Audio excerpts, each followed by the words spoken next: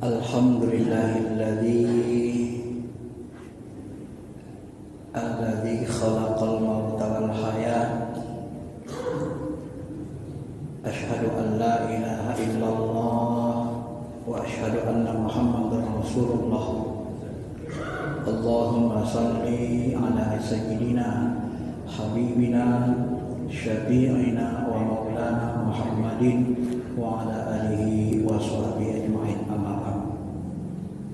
Bapak Ibu jemaah yang dirahmati Allah Subhanahu wa taala, sebelum kita mulai, mari kita baca Fatihah. Kita berwasilah dengan surah ini, mudah-mudahan diberikan kita hikmah ilmu yang bermanfaat. Dan kita mengkaji kitab Ihya Ulumuddin, kitab Al-Ghazali, Imam Ghazali. Mudah-mudahan jika ada pahalanya, Allah berkenan menyampaikan pahalanya kepada Nabi kita, para sahabat, guru-guru kita yang soleh, orang-orang tua kita, kakek nenek kita, dan lebih khusus lagi kepada Imam Al-Ghazali sendiri. Al-Fatihah. A'udzubillahi minasyaitonir rajim. Bismillahirrahmanirrahim. Alhamdulillahirabbil alamin. Arrahmanir rahim. Maliki iyyaka na'budu wa iyyaka nasta'in. Pada pertemuan yang lalu kita sudah membahas tentang adab menuntut ilmu. Yang lalu kita sudah membahas adab menuntut ilmu itu dalam kitab Ihya. Mukhtasarnya ini ada 9 paling tidak. Yang pertama, mendahulukan kesucian jiwa, mengurangi dengan kesibukan dunia, ini fokus belajar. Semakin fokus semakin baik. Yang ketiga, tidak boleh bersikap sombong kepada orang berilmu dan sewenang-wenang.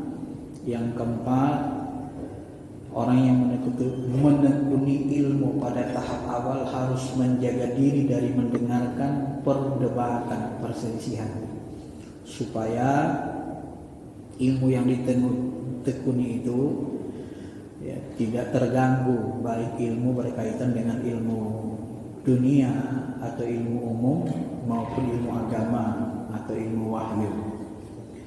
Penuntut ilmu tidak boleh meninggalkan satu cabang ilmu yang terpuji, sebaiknya dipelajari bertahap, bidang per bidang.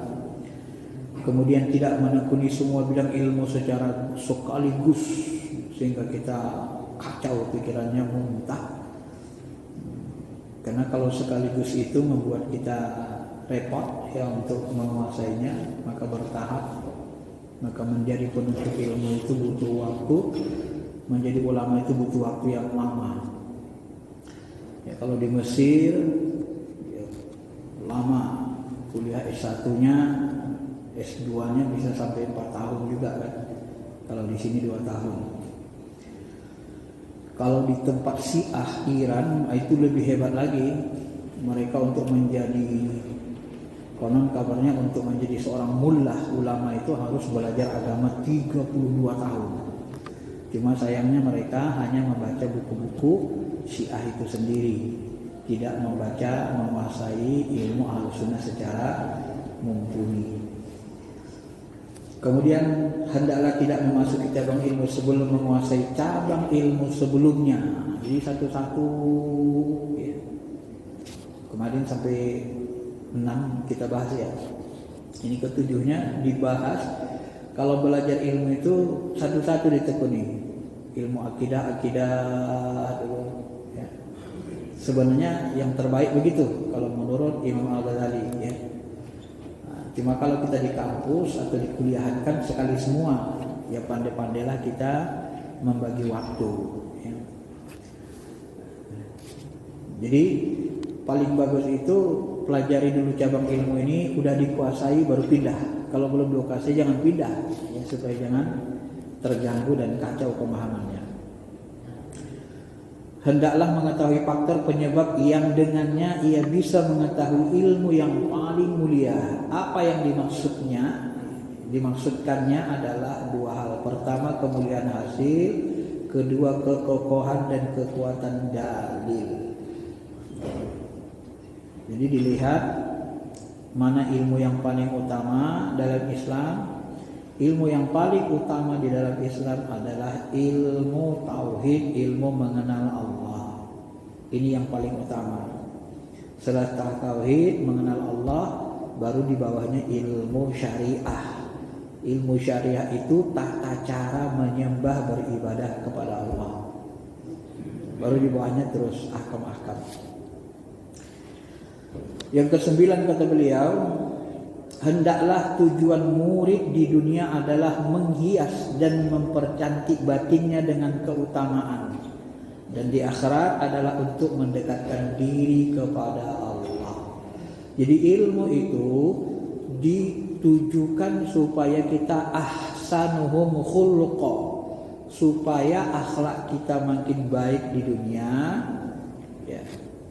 Batin kita, qalbu kita semakin baik, karena ilmu yang bermanfaat itu kata Nabi, ilmu yang bersumber dari qalbu, ilmu yang berkesan pada qalbu. Semakin bagus akhlak kita setelah menuntut ilmu, itu pertanda ilmu yang dipelajari berkah.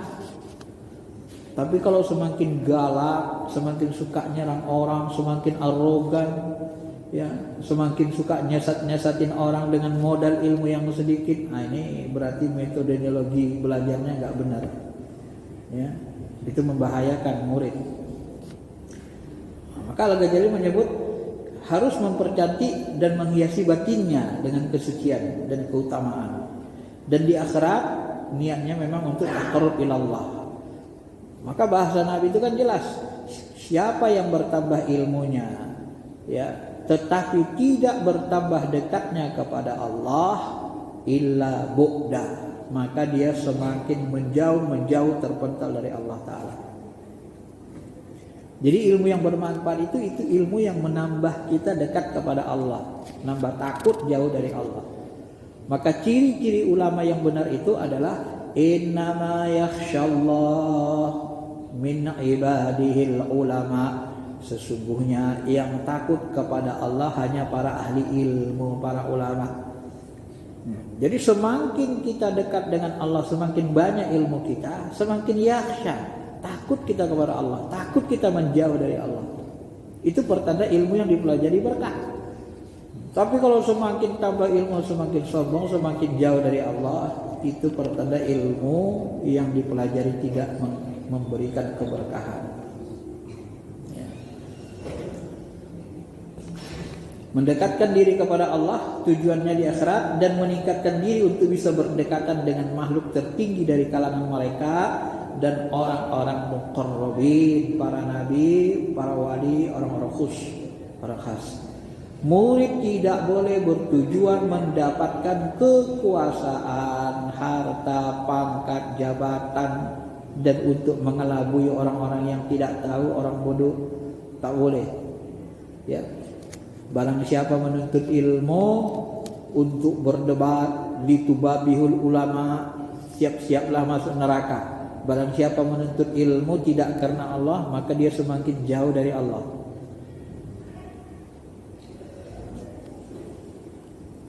Dan tidak boleh untuk membanggakan diri, litubabihil ulama. Nah, ini diancam dengan neraka dalam sebuah hadis. Dan tidak boleh meremehkan ilmu, termasuk ilmu fatwa. Ya, tak boleh diremehkan, nahu pun nggak boleh. Bahasa yang berkaitan dengan Quran, dengan hadis, termasuk ilmu fardu kifayah. Ilmu fardu kifayah itu seperti ilmu kedokteran, harus ada yang ahli. Ilmu saintifik buat pesawat harus ada yang ahli. Ini ilmu fardu kifayah. Kalau umat Islam tidak ada yang ahli kedokteran, maka kita akan celaka. Semua umat kita berobat kepada orang non Islam. Ya, itu fardu kifayah. Itu membahayakan. Kalau tidak ada orang Islam yang ahli mengerti dunia pesawat, maka kita akan tergantung kepada orang non-Islam. Itu tidak dibolehkan. Al-Ghazali memahaminya seperti itu. Kemudian jangan sesekali Anda memahami dari sanjungan yang kami berlebihan kepada ilmu akhlak sebagai pelecehan terhadap ilmu-ilmu yang lainnya. Walaupun ilmu agama, ilmu yang mengantarkan kita kepada akhirat lebih utama, tetapi tak boleh melecehkan ilmu umum, karena ilmu umum itu sebahagiannya fardu kifayah. Ke-10, hendaklah mengetahui ikatan ilmu dengan tujuan agar supaya mengutamakan yang tinggi lagi dekat daripada yang jauh, ya. Dan yang penting daripada yang lainnya. Artinya yang penting ialah apa yang menjadi kepentingan Anda. Tidak ada yang menjadi kepentingan Anda kecuali urusan dunia dan akhirat.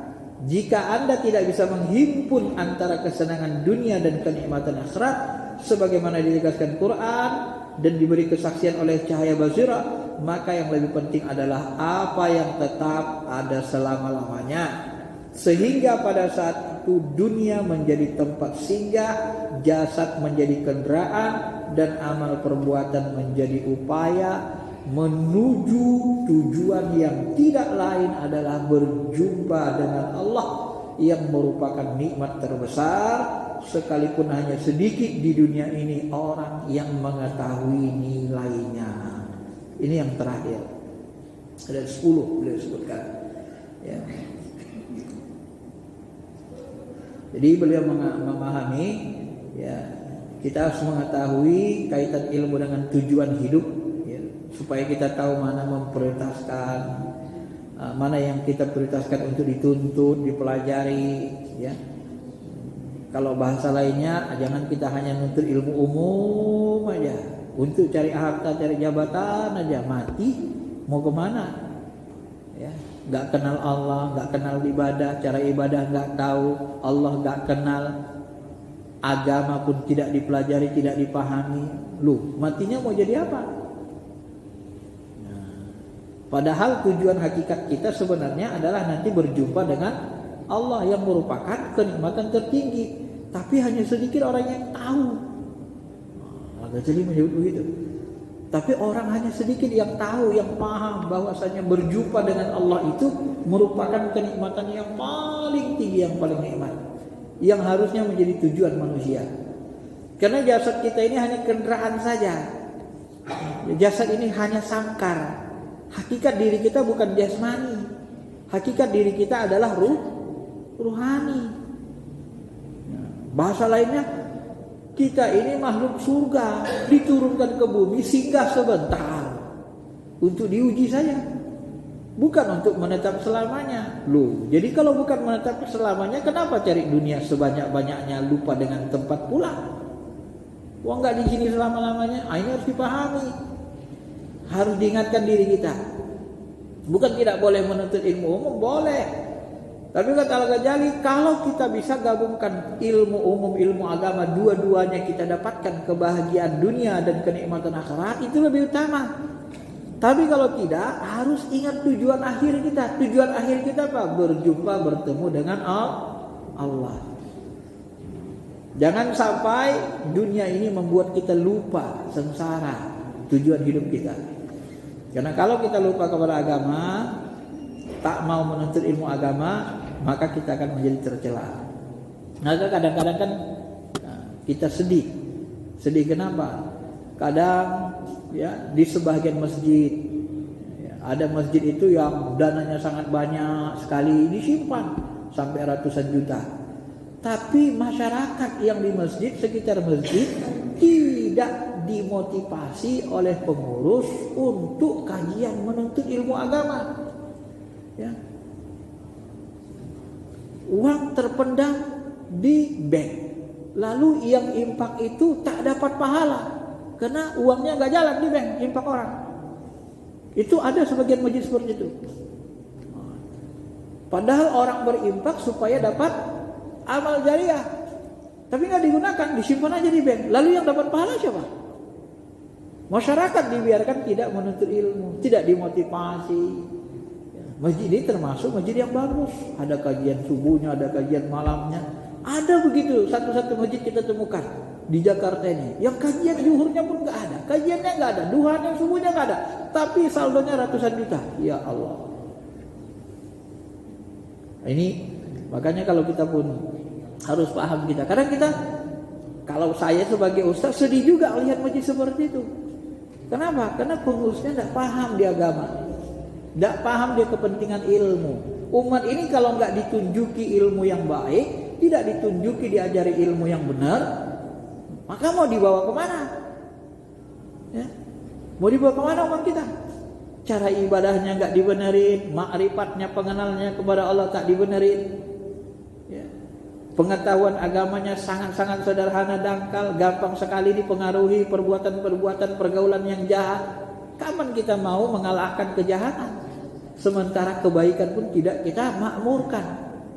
Innama ya'muru masajidallah man amana billahi wal yaumil akhir.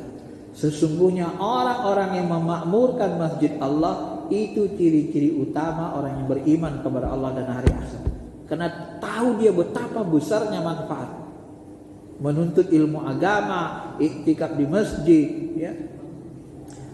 Bukan sedikit Pak pahalanya. Ya Abu Dzar, la anta ghadu fa tu'allimu baban minal ilmi khairul laka min an tusalli al-faraqah. Hai Abu Dzar, pagi-pagi kau datang ke masjid, kau menuntut ilmu, kau belajar agama, satu bab dari agama. Itu lebih utama daripada kau sholat 1000 rakaat. Bayangin. Sanggup kita 1000 rakaat sholat? Tidak sanggup. Tapi belajar agama setengah jam, 40 menit, satu bab ilmu agama, itu setara dengan sholat sunnah 1000 rakaat. Itu besarnya kemuliaan menuntut ilmu. Syekh Abdul Qadir Jilani bahkan mengatakan, walaupun hadisnya lemah, tapi maknanya dia jelasin. Ya tafakkaru, ya tafakkur itu khairun min alfi syahri ibadah. Tafakkur itu lebih utama dari 1000 tahun ibadah.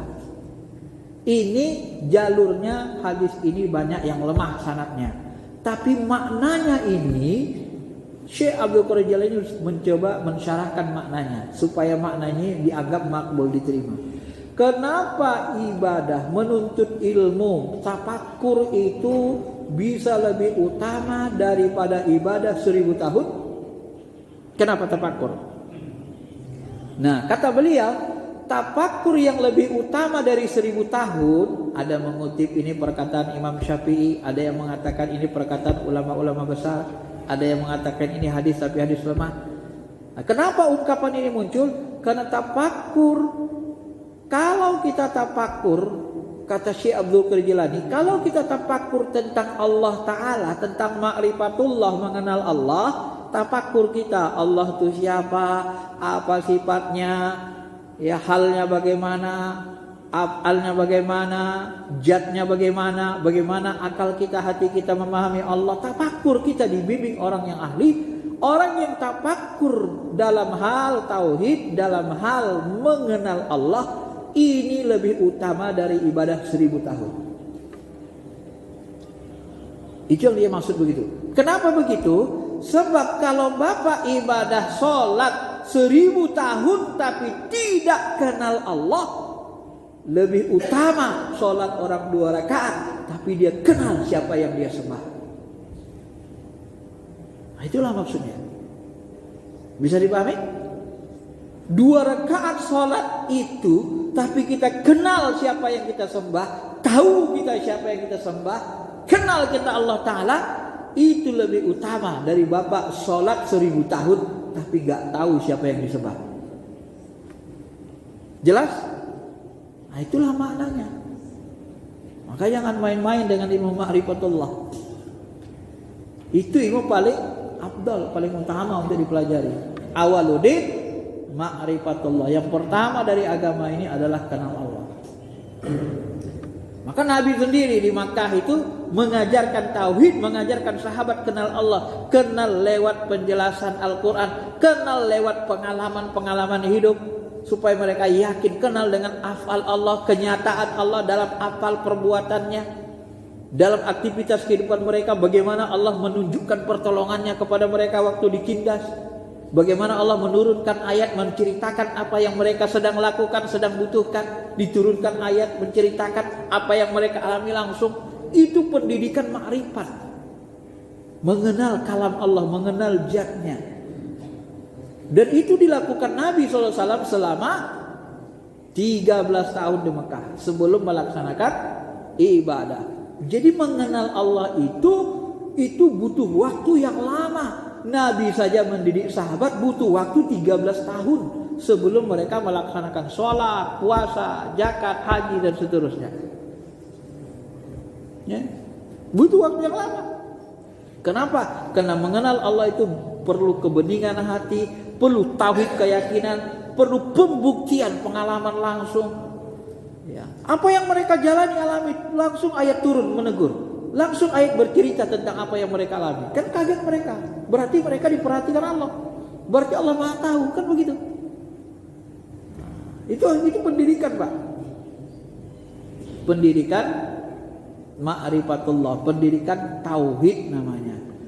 Maka mendidik itu, mempelajari ilmu tauhid itu, kalau menurut ulama-ulama tasawuf seluruhnya itu termasuk yang paling afdal dari semua ilmu.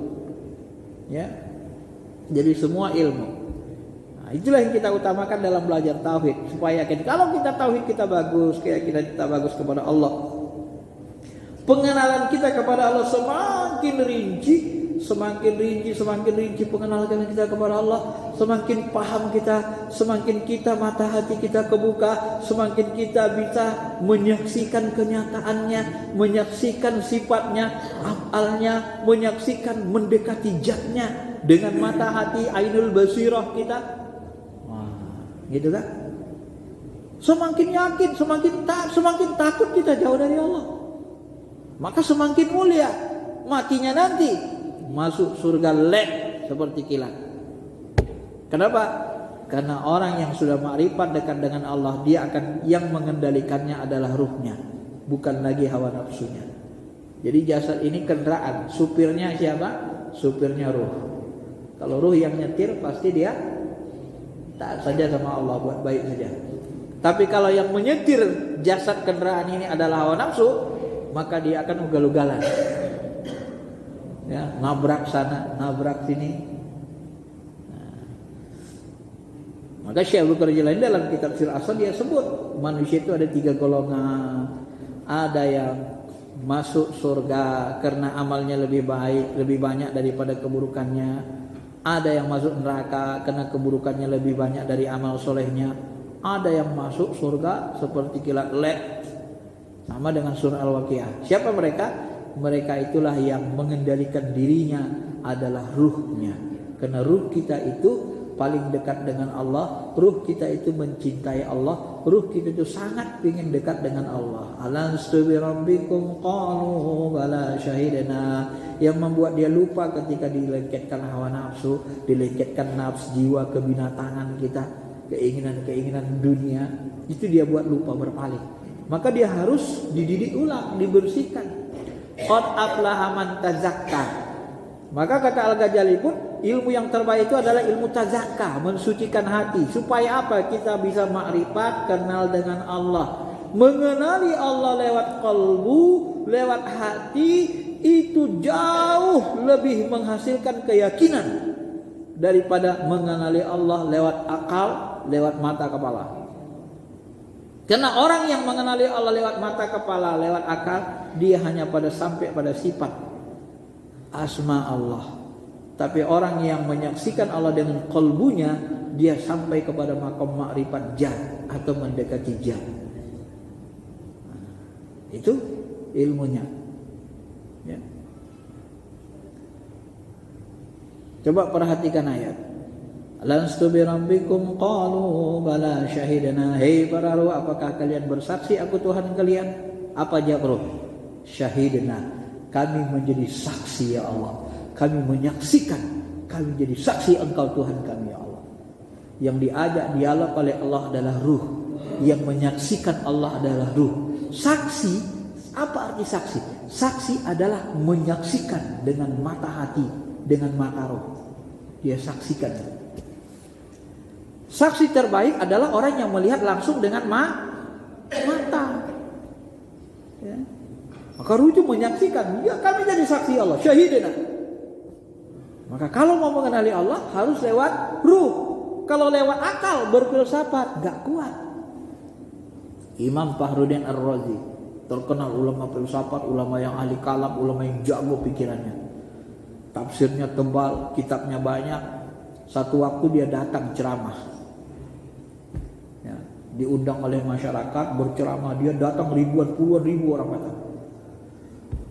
Judulnya apa? Judul ceramahnya 1001 alasan adanya Allah. 1001 alasan adanya Allah. Datang masyarakat ramai untuk menjelaskan argumen, mendengarkan argumen beliau. Karena waktu itu berkembang ilmu kalam. 1000 alasan, 1001 alasan. Lalu datang seseorang, jumpa seorang nenek-nenek bertongkat. Nek, seorang sufi. Nek, nenek enggak ikut dengarkan Fakhruddin Ar-Razi. Apa itu? Wah, masa nenek enggak tahu? Itu ulama besar, ulama dunia. Puluhan ribu orang berkumpul mendengarkan ceramahnya. Apa temanya? 1001 alasan adanya Allah, menghantam pemahaman orang ateis. Apa jawab sang nenek? Untuk apa aku lagi itu? Uang aku sudah menyaksikan Allah. Apa butuhku dengan alasan adanya Allah? Aku tak perlu alasan adanya Allah. Aku sudah menyaksikan Allah. Jadi orang yang ngajak ceramah, dengar ceramah tadi itu diam. Ini seorang sufi. Dia menyaksikan. Jadi kalau kita sudah menyaksikan Allah, kita nggak butuh alasan lagi adanya Allah. Oh, sudah menyaksikan. Ya. Sudah mengenalnya lewat ruh kita. Ya ngapain lagi kita untuk alasan adanya Allah? Itu kan ilmu dasar, ilmu akal. Aku sudah menyaksikan Allah. Untuk apa aku ilmu itu lagi? Aku nggak butuh lagi alasan adanya Allah. Makanya dia nggak mau menghadiri. Nah, ini pertanyaan yang dilontarkan kepada seseorang nenek sufi, seorang tua. Masyarul muslimin, Bapak Ibu yang dirahmati Allah Subhanahu wa taala. Kemudian lanjutannya, ya, tugas pembimbing dan pengajar. Tadi adab belajar, kemudian bab berikutnya adalah adab mengajar, tugas pembimbing. Nah, ini tugas para ustaz. Yang pertama kata beliau, belas kasih kepada murid dan memperlakukannya sebagai anak. Innama ana lakum mislul walid liwaladi. Kata Nabi SAW, sesungguhnya aku bagi kalian seperti bagaikan bapak terhadap anaknya. Maka disebutlah nanti istilah Nabi Muhammad itu bapak rohani kita. Karena ruh kita berasal dari Nur Muhammad, dari ruh Nabi kita. Jadi Nabi memperlakukan umat itu seperti bapak. Kalau kita belajar tarikat Bapak Ibu, itu mursyid-mursyid kita itu memperlakukan kita kalau gak seperti anak, seperti teman. Maka sebutan bagi sahabat Nabi itu adalah sahabat, bukan murid. Benar? Kenapa gak disebut murid-murid Nabi? Abu Bakar murid Nabi, Umar murid Nabi, tapi disebut sahabat. Jadi sahabat itu kadang-kadang diperlakukan Nabi, ruhaninya seperti anaknya. Maka ada orang yang salah mengira mursyid-murid tarikat itu dicium tangannya. Ya kayak orang tua memang. Ya kayak orang tua kita. Kita mau pergi sekolah, cium tangan orang tua. Itu adab sebenarnya, adab orang ketimuran. Ya. Tapi kalau di Mekah dianggap itu berlebihan. Karena Nabi pernah menepis, gak mau dia dicium tangannya. Alasan Nabi ya Pak, waktu itu alasan Nabi, jangan samakan aku dengan raja-raja. Karena pribadi raja-raja dulu suka diagungkan, dicium, ditunduk-tunduk gitu ya kan. Senangnya begitu kan. Nabi gak mau disamakan dengan raja-raja. Tapi kalau adat ketimuran, cium tangan itu gak ada hubungannya dengan menyamakan dengan raja-raja. Kalau kita lihat ilatnya, maka di timur itu dibolehkan ulama, tapi ya jangan berlebihan. Ya. Bapak Ibu, jemaah yang dirahmati Allah Subhanahu wa taala. Nah, maka nanti kalau kita punya mursyid itu akan memperlakukan kita ya seperti anaknya. Anak rohaninya, anak didiknya. Salah satu mursyid saya mengatakan apa coba? Kalau kalian tidak mencium tangan orang tua kalian, jangan cium tangan saya. Sampai begitu. Kalau kalian tidak cium tangan orang tua kalian, jangan cium tangan saya. Dia tidak mau dilebihkan dari orang tua kita. Ya. Kok disamakan? Ini ternyata ini hadisnya. Ketemu kita di kitab Ihya. Ya. Ini hadis Abu Dawud, An-Nasai, Ibnu Majah dan Ibnu Hibban. Ya. 4 perawinya. dengan tujuan untuk menyelamatkan mereka dari api akhirat. Bahkan ini lebih penting ketimbang menyelamatkan kedua orang tua terhadap anaknya dari api dunia. Nah, jadi guru itu memperlakukan kita sebagai anaknya, seperti anaknya dalam bimbingan rohani, dalam rangka untuk menyelamatkan kita dari api neraka, dan lebih utama dari menyelamatkan manusia dari api dunia. Oleh karena itu, menurut beliau pula, hak guru lebih besar daripada hak orang tua. Kenapa? Karena orang tua kita itu orang tua jasmani. Tanpa mereka jasmani kita nggak ada. Sedangkan mursyid itu orang tua ruhani. Mana lebih utama ruhani dengan jasmani? Ruhani. Maka Nabi harus lebih diutamakan daripada orang tua sendiri. Maka Nabi sempat mengatakan kepada Umar. Umar berkata, "Ya Rasul, aku sangat mencintaimu. Ya, apakah kau lebih cinta kepada dirimu daripada diriku?" "Ya, kecuali kepada diriku. Aku lebih cinta kepada diriku daripada dirimu. Belum sempurna imanmu." Awalnya Umar mengatakan, "Aku mencintaimu lebih daripada orang tuaku, lebih dari keluargaku." "Apakah kecuali diriku?" kata Umar. Kalau begitu belum sempurna imanmu." "Ya Rasul, sekarang aku lebih mencintai dirimu daripada diriku sendiri." Itu baru sempurna imanmu. Coba. Itu hadis sahihnya. Ya, kenapa? Karena Rasulullah itu adalah bapak ruhani, pembimbing ruh. Mana lebih utama jasmani dari ruh? Lebih utama ruhani. Maka itulah bapak ruhani lebih utama dari bapak jasmani, orang tua jasmani. Itu yang banyak tadi pahami orang, Pak. Ya. Maka ke mursyid pun nanti itu dianggap orang tua rohani kita yang mendidik roh kita. Maka kita sangat hormat. Penghormatan kita hampir sama dengan orang tua kita. Bahkan di sini lebih dihormati lagi katanya karena rohani. Wah, luar biasa kan? Ini adab. Karena orang tua sebab keberadaan seorang yang kehidupan fana, sedangkan guru adalah sebab kehidupan untuk kehidupan abadi. Supaya ruh kita abadi, tidak mati. Kalau ruh kita kafir, ruh orang kafir itu mati, binasa. Tapi ruh orang beriman itu tidak terpenjara, hidup, bebas. Ruh orang kafir dianggap mati, terpenjara di alam barzah, di alam ruh. Tapi ruh orang beriman bebas, kemanapun dia mau dengan izin Allah. Tak ada penjara lagi. Salman Al-Farisi menyebutkan demikian dalam kitab Ruh Ibnu Qayyim. Ya. Saya pertama membaca ini, kok begini pendapat Salman? Siapa sebenarnya Salman Al-Farisi ini? Apa bedanya dengan sahabat-sahabat lain? Ternyata dilacak, Salman Al-Farisi ini mursyid tarikat Naqsabandiyah. Setelah Abu Bakar, Salman Al-Farisi. Ya. Salman ngambil dari Abu Bakar, Salman ngambil dari Imam Ali juga. Baru nanti anak Abu Bakar, Muhammad bin Abi Bakar. Terus ke bawah. Dan uniknya ulama tarikat seperti Salman Al-Farisi ini punya cicit yang datang ke Indonesia. Siapa namanya? Namanya Syekh Subakir. Syekh Subakir inilah yang bisa mendudukkan jin paling kuat sabda palem di tanah Jawa. Dialah menghantam jin kafir yang menghalangi dakwah Islam di tanah Jawa. Baru Islam bisa masuk lebih tenang. Kalau enggak banyak yang disantet, guru-guru ngaji banyak mati. Menurut sejarah gitu. Siapa yang bisa mengatasinya? Syekh Subakir. Siapa Syekh Subakir? Cicitnya Salman Al-Farisi. Nah, itulah hebatnya. Maka orang tarikat itu tinggi spiritualnya karena dapat ilmu dari kakek neneknya turun temurun. Nah, itulah bedanya. Ya. Maka kita sangat bersyukur sebenarnya.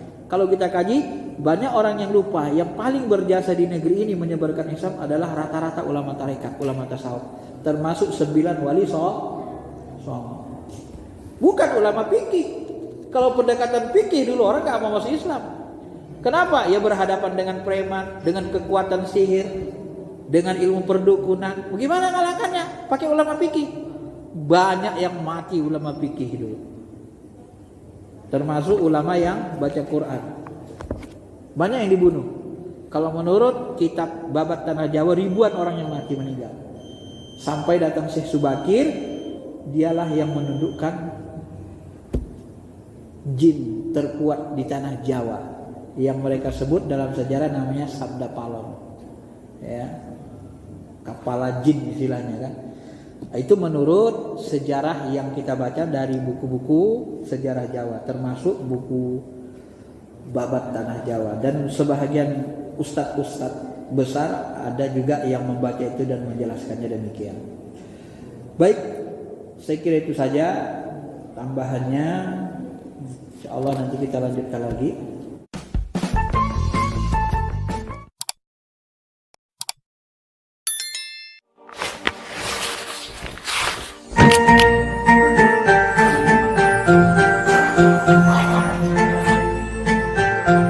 Thank you.